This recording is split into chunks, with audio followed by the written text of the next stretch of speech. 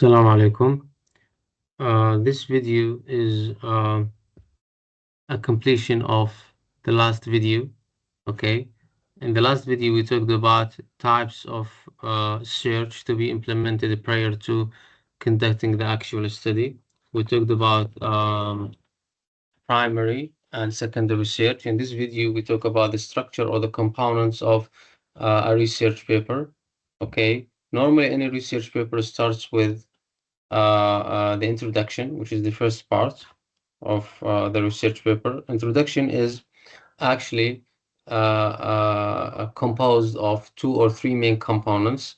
The first component, normally when we do our introduction, we discuss, and sometimes the introduction is called background of the study. In the background of the study, we generally discuss the topic.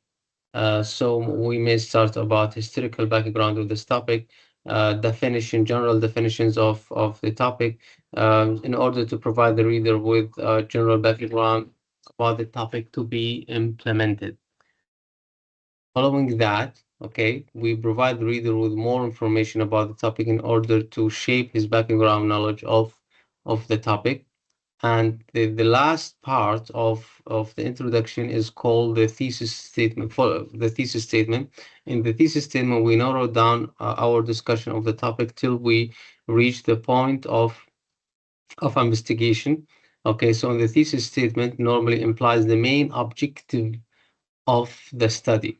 In the main objective of the study, we reveal to the reader that this is our main point to be implemented or to be examined or to be investigated. So in the thesis statement, we outline, or in other words, we reveal the main objective or the main focus of the study to the reader. And this way we wrap up our discussion of the introduction. The second part of the research paper is the problem.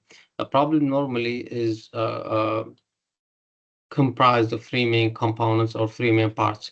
In the first part, normally the writer or the author of the research paper starts out with his own personal experience or observation, what he has noticed, making him or motivating him, stimulating him to conduct such research paper.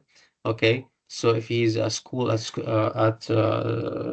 he's a teacher at school, okay, he might start with his own personal observation, okay, on his own students if they struggle with a specific linguistic item or structure.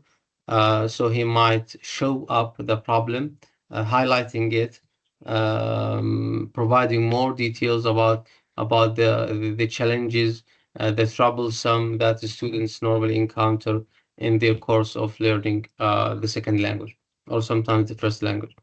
Okay, the second part, the researcher needs to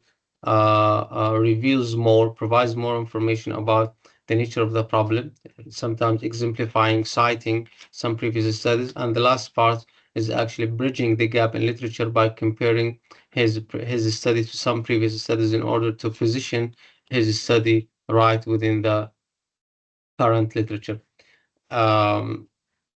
Following that, we start with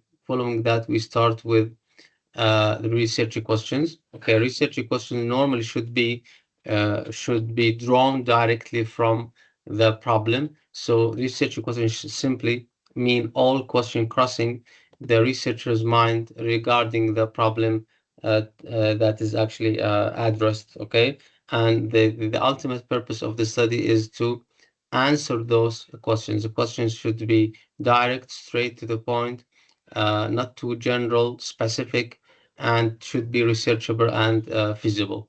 Following that, the researcher